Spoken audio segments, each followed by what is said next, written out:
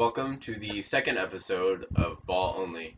Today, what we're going to be talking about are some of the other things that have been going on in free agency for the NBA. There's been a couple other news stories that have been happening. And then we're also going to be talking about NBA Summer League, which has been taking place over the past couple weeks, and kind of looking at the prospects and some of the rookies, how they've been doing and stuff like that. So, to jump into it, uh, Zach LaVine was offered a $78 million deal from the Kings, and then the Bulls proceeded to match that offer so that they could keep him, which means so next year they can't trade him unless it's to the Kings or they get consent to trade him. Uh, I think this is a smart move from the Bulls to match for LaVine, just because for them to be in even a tiniest bit competitive, you know, be a little bit competitive in the East right now. They don't really have a lot of offense besides LaVine. I know they have Markkanen, uh, their rookie from last year, but or not their sophomore now. But other than him and LaVine, it's kind of a toss up between who is gonna be like their main offensive guy. Uh, I know Dunn is more of a defensive guy and a kind of a playmaker. And then I know they got Wendell Carter Jr., excuse me, who's you know can obviously provide some offense, but I think he's more of a defense and rebounding type of guy. But he's definitely going to be an improvement for that team. Uh, so I think they can definitely improve where they were in the Eastern Conference. I don't think they'll be quite a playoff team, but I definitely think they should keep LaVine despite his injury, his ACL, which he came back from last year. Uh, he came back very well, he was averaging solid numbers after he came back. So it'll definitely be interesting to see where he goes from there. Next, we have a three-way trade. It's between the Magic, the Charlotte Hornets, and the Bulls. Um, Jane Grant and Timothy Mozgov are going to Orlando. Bismack Biyombo is going back to Charlotte, and I believe Julian Stone is going to the Bulls, which we just talked about. Jerry and Grant and Timothy going to Orlando. I think that was definitely kind of the best, or like Orlando definitely won that trade getting them, just because right now they need a point guard spot. I know they're trying to sign Isaiah Thomas, but they haven't really been making any ground on that, or haven't nothing that I've heard about.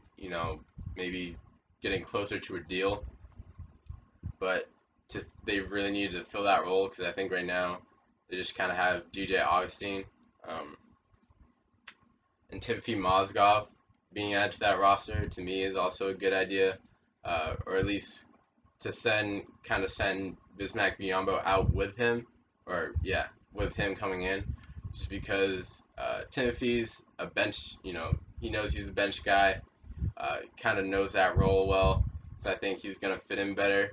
Right now, the Magic, they had, Nikola Vucevic and Mo Bamba coming in, so him kind of uh, or Bismack and Nikolai and Mo Bamba all being there, I think would have caused some problems with playing time, just because they're all kind of high minute centers, or at least Mo Bamba and Nikolai Vucevic are, and Mo Bamba is kind of a high touted prospect, so they're all going to be wanting minutes. And then I think Timothy Mozgov is definitely going to alleviate some of that because he knows that he's going to not really be so much out on the court, and more just kind of, if they really need him, they can send him out there.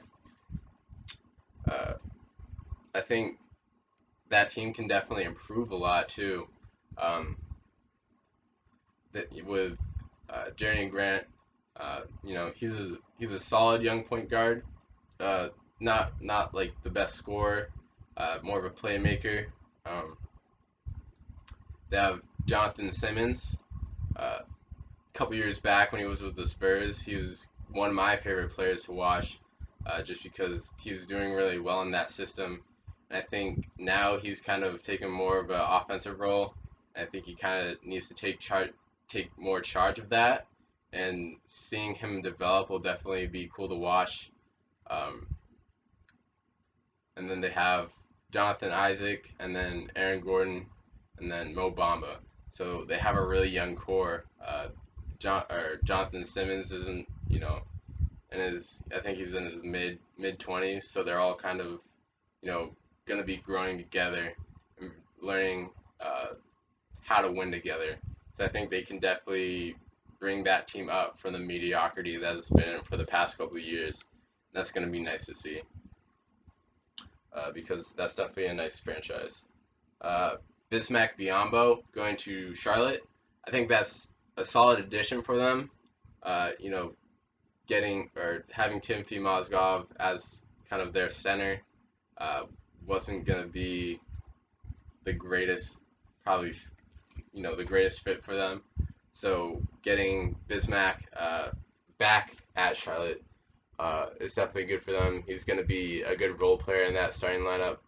Uh, Gets rebounds, gets blocks. That's what he does. Defensive guy, can catch lobs if you throw it up to him. So he's kind of like that DeAndre Jordan type role player, but not at that level.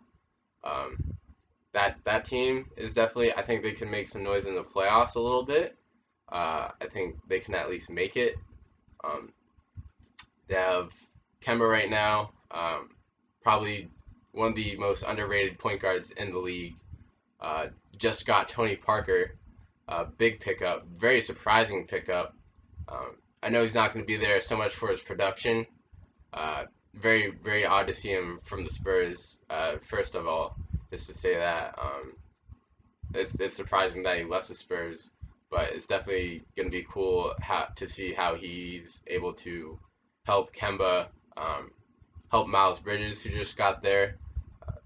Very big power forward, or very athletic power forward, can score and can get rebounds. I definitely think he can, or Tony Parker can help them kind of get a more winning mentality. Had championships, has a lot to his resume. He can definitely teach those guys a lot about how they can win and how they can improve over their time. Uh, we also had Jonas Jerebko, who went to the Warriors. Uh, not really a big deal, just because I feel like at his position they kind of already have a few people who are kind of cemented in those spots. I think he's going to be more of if they really need to stretch the floor type of person, because he plays that. I think he probably three through five. Not so much the five, more of the three and the four. But they have Draymond Green, Jordan Bell at the four spot, and then they have Durant and Iguodala at that three spot. So I don't see where he's gonna get a lot of his minutes. But if they really need to stretch the floor, they can definitely put him in at the five. If DeMarcus is sitting down and then they don't want Looney in, they can definitely put him there. But I don't see where the other use is really for him. But I know he was a big part of that Utah team, uh, able to shooting pretty decently for them. So it'll definitely be cool to see how he's able to help that team out. Uh, because obviously probably the best team in the league right now. Uh, without that goes without saying because they won the championship. But you know everyone can improve.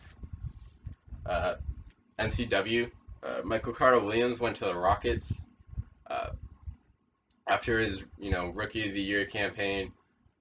He hasn't really made a lot of noise in the league, which is kind of disappointing, just because he was someone that I watched with a close eye, just because um, I thought he was going to be a really good point guard, big body at that point guard spot, good playmaking ability, could rebound, could play defense pretty solid. It's just that he couldn't really get his jump shot down. So that, you know, now in the league, if you're a point guard, two guard, three guard, four guard, you kind of need a jump shot to survive, to get playing time, to be able to shine out there. So the fact that he wasn't really able to develop that was kind of disappointing, but I really hope to see a resurgence from him in the future, and that'll definitely be really cool if he's able to do that. Some people that are still available, uh, we got or first of all we have Brooke Lopez, sorry, who signed with the Bucks. Um, Big, not the quickest guy up and down the court, but he can definitely provide you good defense, um, solid shooting, solid rebounding, uh, some passing too, good down the post. So he's definitely a good offensively. He's a good all around player, and then down in the paint he can definitely give you some rim protection. For that Bucks team, I know their Achilles heel last year was that they couldn't really spread the ball that well. So I'm thinking they might switch him in for Henson and then have him kind of go out on the perimeter uh, instead of kind of packing the paint and kind of clearing the lane for Giannis so that he can get to the paint more and kind of finish without, having to worry about that five position sliding in for help as much. And if they do, you can just kick it out to Brooke Lopez or whoever might be open. Uh, but that's definitely a good addition for them. Um, I know they still haven't re-signed Parker yet, uh, which I hope they do for that team's sake, just because he's been a really good player for them the past couple of years. I know he's been injured a lot, but when he's on the court, he's productive. He can shoot the ball really well, very athletic. Even after the injuries, he's been able to, get up in the air just fine. I know him and the coach kind of had some problems with playing time uh, during the 7-game series against the Celtics last year, and I don't really blame Parker in that. I think there are a lot of times where he should have gotten more minutes, and I think he would have been a big help to that team in that situation uh, when they were in that playoff series. So hopefully they can figure that out and get that team back into kind of uh, a working order where everyone kind of understands what their role is. So the names that still have not been picked up yet, as I mentioned earlier, um, I'm gonna kind of start with the not as big ones. Jahlil Okafor probably will resign with the Nets. Then a lot of people expected him to kind of come out of his shell since he was taken away from the Sixers finally. But he did decent, but they didn't really get a lot of wins, so it's kind of hard to take that, take what he did and then kind of associate it with success. Michael Beasley did well for New York last year. Obviously created a lot of buzz with how well he was doing. Rodney Hood, I heard that he kind of brought down his value with what he did in the playoffs. Not going into the game, stuff like that. Kind of having some attitude problems. But at the end of the day, he's a good player. He's a good scorer. Can shoot off the dribble. Can shoot mid range. Can shoot with a three. So if he can get that attitude stuff fixed, definitely a good pickup for whatever team gets him. Joe Johnson from the Rockets. Uh, he didn't really come off the bench a lot. ISO Joe is always going to be able to give you a few buckets here and there. Probably one of the clutchest players that I've seen for a while. So if the Rockets re-sign him, or even if he goes somewhere else, I'd say it's a solid pickup. Has a lot of knowledge to give out to young players. Can definitely help out a team, who needs shooters. More of a catch and shoot guy now, but can still work that isolation perfectly fine too. Jamal Crawford still hasn't been picked up. I know he's kind of talking to the Warriors a little bit. It'd be interesting to see him there. One of the sauciest handles I've ever seen. IT still hasn't been picked up yet, which is very surprising to me. Um, I don't know if he's still talking to Orlando, but I know uh, they were talking and making hopefully making some progress. I don't know where he wants to go. I don't know if he wants to go back to the Lakers and play with LeBron again because it seemed like that duo didn't really kind of pan out the way it was planning on. But you know, not everything does. Dwayne Wade still hasn't been signed. Uh, I'm hoping that he can sign with Miami, just so that if he does decide to hang it up, he can hang it up in Miami. That's where he deserves to hang it up.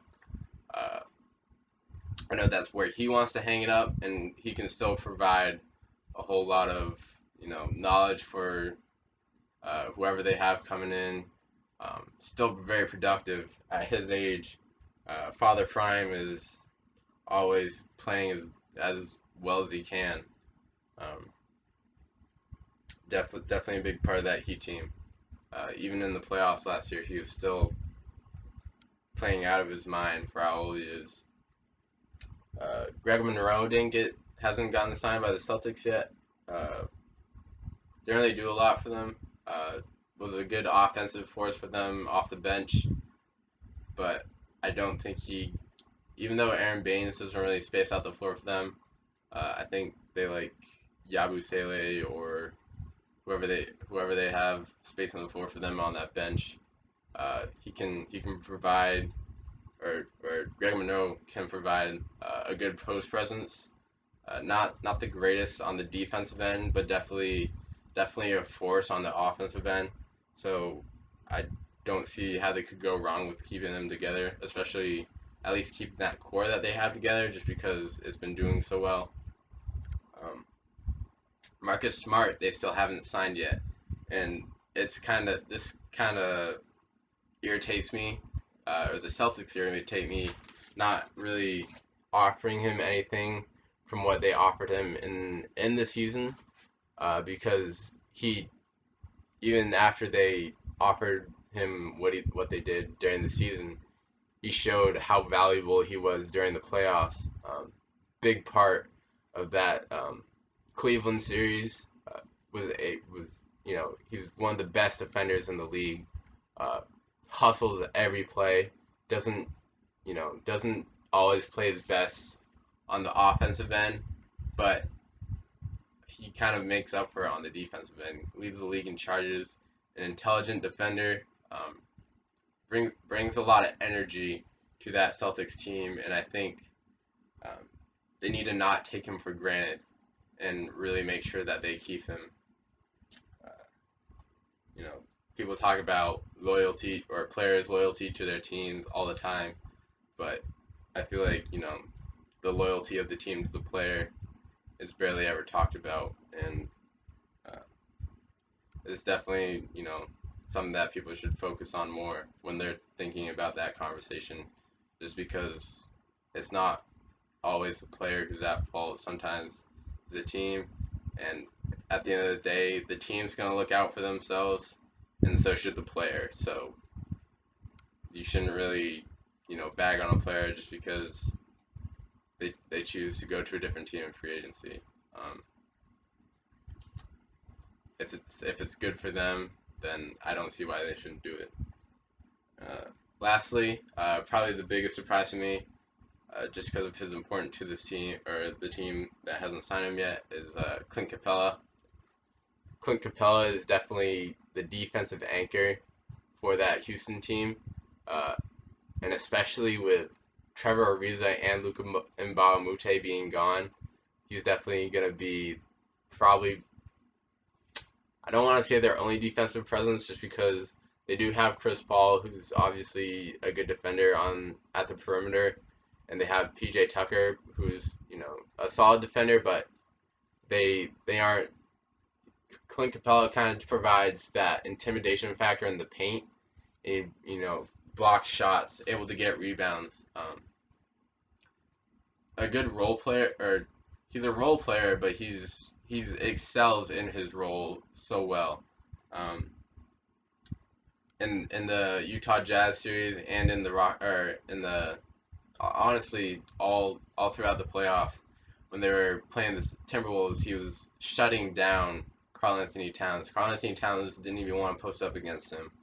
Um, during the Rockets Jazz series, he's able to swat shots away at will, able to really cause a lot of trouble for players getting to the rim and really blocking their paths so that he could disrupt their shots and create those misses. During the Warriors series, big part of them kind of struggling and having to go to Game 7 with the Warriors. Able to lock down that paint so that they really had to rely on their three-point shooting even more than they normally do, which is definitely a good thing to do when you're facing the Warriors, just because they're going to get comfortable from that three-point line. So shooting more, making them shoot more than they should, is probably if you're not allowing easy points in the paint, um, anytime, no matter who it's against, it's a good way to kind of live on defense. Next, we have the summer league games. Kind of the players that really caught my eye. Um, Starting off, we have Jaren Jackson. Uh, During his opening summer league game, he had 8 of 13 from the 3-point line. What impressed me most about his performance in that game was just how quick his release was. Um, that's really important because that quick release is going to make it to where players are going to have to close out faster to him, or they're going to have to stay on him and kind of keep a. They're not going to be able to sag off as much into the paint as they might with someone with a slower release or someone who can't shoot, and that creates when he gets the ball and they're closing out, uh, players can cut. Create because he's creating lanes because that player has to slide over, and then he can have an easy pass. And then if they are kind of overplaying him, he can cut, get to the basket, score at the rim. Uh, and then also the fact that he's able to score inside, creating that versatility, kind of that you don't know what he's gonna do. He can either take you in the post or take you outside. That's going to be very valuable to that Memphis team. And I think that Memphis team can actually be possibly a playoff team in the West. I know it's been a couple years, but if I should say if they can stay healthy, because if they can stay healthy, they're gonna have Mike Conley, uh, Marc Gasol, and Jaren Jackson, as well as their other pieces that they have. But previously when they've had that squad, I know they're missing VC, they're missing Matt Barnes, Tyreek Evans has gone to the Pacers, but uh, that squad or that duo, I know they don't have Zach Randolph anymore, but they were able to make some noise in the West, often a conference finals appearance. Or I think they had a couple, and then when the injuries hit is when they really had troubles making the playoffs. Or this year's like one of the first years they haven't made it.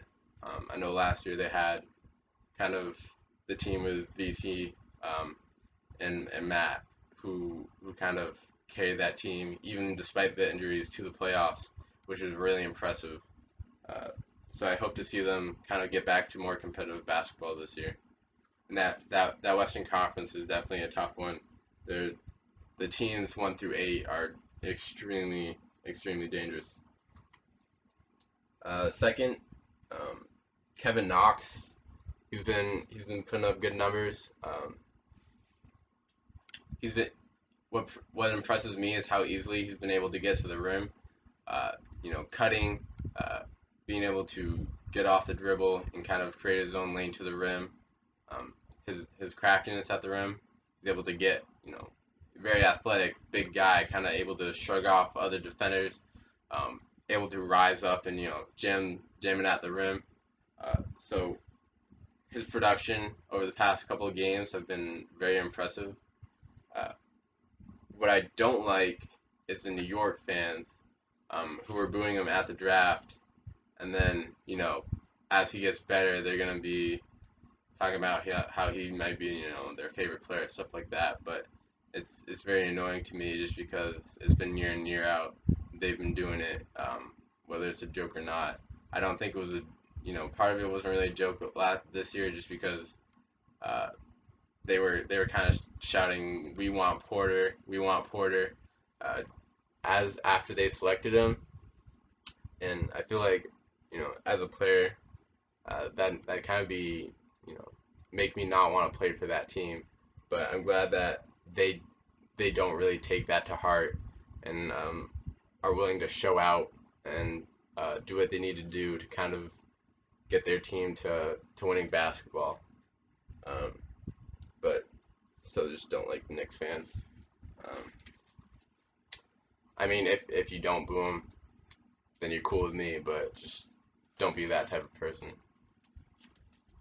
Mo Bamba and Jonathan Isaac have been a good duo. I know I talked about them earlier and how that Magic team might be. Um, on the defensive end, Mo Bamba and his help side defense to me has been very good. Helping him to get a lot of blocks, helping him to disrupt a lot of shots. He's been being in the right place at the right time is a very important part of their defensive schemes. And then Jonathan Isaac on the offensive end, he's been improving a lot.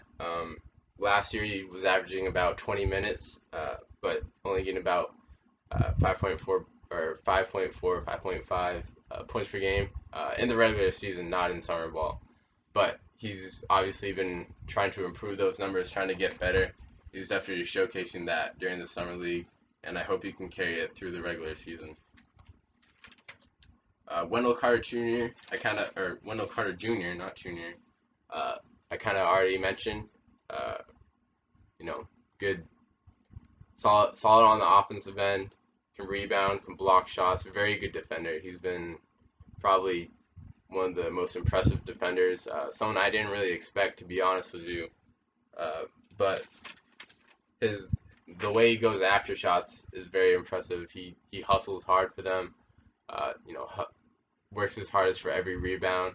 Um, just a hustle guy that's definitely gonna make a name for himself in this league. I can't wait to watch that. Um, Ayton or DeAndre Ayton, uh, you know, number one pick. Kind of been He's been doing kind of what I expected on the offensive end at least. Um, big guy, long and very well built. Uses his size well to get to the rim. Can shoot the ball well. Uh, Been putting up consistent numbers, especially against kind of his rival bigs from his or not rivals, but like Bagley and Mo Bamba, or they were kind of picked in that the lottery picks. So showing off against his competition very well, which is what I like to see. Just because when he gets to the regular season, he's gonna try and take that with him, so that when he faces people like Anthony Davis, DeMarcus Cousins, uh, Andre Drummond, those type of centers, the high tier centers, he's really gonna try and show out and do the best that he can. So I really hope he takes that kind of hunger with him. Uh, I know I'm not really talking about the stats a lot, but um, the stats in the summer league, I don't find them that important. They are important, just like because it gauges you on what they're doing, uh, how they're not necessarily how they're doing it, which can sometimes be the important part. But if they're being consistent, stuff like that, it's just it's a decent gauge. It's not a lot of people say, oh, it's just summer ball, but at the same time you can't just say it's not doing anything for the players. It's showing how they're adjusting to the game or to the speed of the game, which is very important to see, and how they're adjusting to their playbooks, their defensive schemes, stuff like that. So being able to recognize that is a very important thing to do when you're trying to see how well a player is going to do. Uh, and I definitely think that these players are going to make a splash in the league with the way that they've been playing. Uh, Another, Marvin Bagley, second pick overall. He hasn't been doing as good as I hoped, or I can't say that just because, um, he's been running their offense well, been in the right places, been able to kind of, get his buckets when he needs them, uh, get his rebounds, stuff like that. But he, you know, kind of been progressing slower than I expected. Um, I thought he was going to be kind of a dominant force in this summer league, but you know, then again, it's just summer league, so that's kind of where the difficulty lies in trying to figure out whether they're going to be good or not. But I think from what I've seen in just his game in itself, I do think that he's going to do very well during the regular season. That Kings team it's going to be interesting to watch with De'Aaron Fox, Buddy Hield, and Marvin Bagley, and Zach Randolph as well. Zach Randolph, I think, will teach Marvin Bagley a lot. Um, one of the best or a very good low post power forward. Um, very, very built, very strong. I think he can definitely help him learn how to use his size, probably get a little bit bigger, so that he can be more dominant down low, and also, you know, teaming up with De'Aaron, that'll be a good duo. Definitely gonna be some dangerous pick and rolls, stuff like that, pick and fades, etc. Uh, you know, throwing up some lobs to him, but I'm definitely gonna be tuning into some Kings basketball next year. Mo Wagner, what impresses me so far about him is how consistent his numbers have been. Uh, I I say that because that's a very important skill to have, is being consistent. Because if you're consistent, uh, teams are able to rely on you more. They know what you're gonna give them day in, day out. You're kind of able to see, he's gonna give you this many points, this many rebounds, this many assists, etc. Uh, and kind of like some cases, Terrence Ross is a good example. Not to like single him out and kind of bag on him, but I kind of am. But that's okay. Uh, he's not really the most consistent player, and he can get you 50 some nights and then just have like a 5 point game the next night, and it's really weird.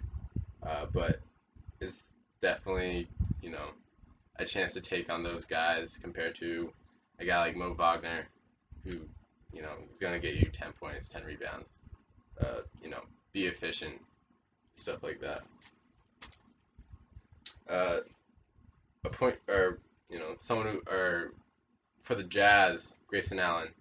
A lot of people don't like him, but like him or not, he's been playing pretty well in the summer league, and I think he's going to do well in the regular season too. Um, that's going to be a very good Utah Jazz team. Um, doing able to score a little bit, able to rebound, able to make plays. Showing his athleticism, uh, doing a lot better than I think some people thought he would do. And again, with the consistency, showing how important that is, just because, uh, you know, able to give you 10 points, 10 assists, 10 rebounds, game in, game out, or not a triple double game in, game out, but just kind of that sense. Um, Him and Donovan Mitchell and as a pairing in the backcourt is going to be interesting to watch if they, or I don't know if they'll do him and Ricky Rubio or Donovan Mitchell and Ricky Rubio, and then kind of have him on the bench with Exum, or kind of mix him in alongside Donovan Mitchell just to kind of see how that duo works. I think it'll be very interesting. That team is very well crafted. I think they're a very together team. They play well as a unit under Quinn Snyder, and I think they're very impressive. Took out the Thunder team last year. Was able to get a couple games against the Rockets. Didn't win the series, but the fact that they were able to compete against that top seed in the West uh, was very cool to see. Uh, that team from at least in the starting lineup from the ground up is pretty impressive. Uh, Rudy Gobert, they have Derek Favors, Jay Crowder, and then Donovan and Ricky Rubio. Ricky Rubio is probably one of the nicest passers I've seen in a while. Um, and then having Grayson Allen off the bench, Dante Exum, I think it was I forget his name, Royce O'Neal. Royce O'Neal played very well to me at the three spot off the bench for them last year, especially during the playoffs. Had a lot of hustle to him. That's what impressed me about him. Uh, what we have next is Trey Young. Uh, I think tonight, as I'm recording this, he had seven threes in the game. 7 for 13 from the 3 point line, which is good. That he's kind of finding his range. Is kind of how I talked about earlier, being able to adjust. You can kind of see his field goal percentage has kind of been slowly rising throughout the summer league, and he's slowly getting more used to kind of the range that he needs to shoot at, how he needs to shoot it, stuff like that, um, which is very good. Um, what I'm impressed by the most that I've seen from him, because everyone expects the shooting, but what I didn't quite expect as much was his ability to get to the free throw line, which, as we know, seeing from players like James Harden, is a very important skill to have in the NBA. He's been getting about 12 free throws a game during summer league, and that can contribute a lot to winning basketball. Um, which again we saw James Harden do, getting the first seed, and a lot of people complain about it. You shouldn't be bringing your arms up, grabbing people on your way up to the rim, but that's not the player's fault. You definitely should not bag the player for that because it's not on them if the refs call it. Uh, it's in the rules. They're just using what they have to their advantage, and it's more impressive to me that they use it, and then rather than just kind of not let it not let it be to their advantage. Um, Same thing with flopping and charges and stuff like that. I don't see it as a bad thing for the game. I see it as players using what's available to them to their advantage. And lastly, Shea Gilgis Alexander. A little bit of a mouthful of words. Pause on that. But he's been playing very well for the Clippers. Uh, Him alongside Mikal Bridges. It'll definitely be interesting to see. And along with Lou Williams. Doc Rivers kind of talked about how in the draft when he saw him, he thought he was going to be, he thought he was going to be a special player, which I hope he is, and I think he can be. The way he's been playing lately, he's been putting up very good numbers over the past couple games, but they're consistent. He's been efficient, able to score, get boards. Um, Not so much of a playmaker. Looks like he's more of a scorer and kind of hustle player, get rebounds, stuff like that. But his overall contributions to the team have been very good. Uh, so I hope to see him, really shine during the regular season, as I hope all the rookies do. Just because um, I never like to see someone that just kind of like I never like to see bust. Just because I want to see all teams, in a perfect world, all teams would be, or equal level. Not that, there's obviously going to be teams that are better than others, but uh, seeing more competitive basketball is always fun. So I always want to see young players do well in the league. So I'm definitely going to enjoy watching these players progress, and hopefully we can see some players maybe like Donovan Mitchell who just come out of nowhere, or maybe like Ben Simmons who do the job they're supposed to do and play very well, and bring their team success. I think that's going to be it for the episode. I hope you guys enjoyed. Uh, like, comment, subscribe. If you enjoyed the video, let me know what you want to see for the next video. I think finding stuff, or hopefully with some other free agent news. Uh, not a lot of college going on right now, so it's gonna be tough to find stuff to talk about. But I can talk about some philosophical stuff as well too, in the world of basketball. Uh, so let me know what you guys want to hear, and I think that's about it. I'll leave my Instagram down in the description if you want to follow me. And for now, I hope you guys have the day you desire.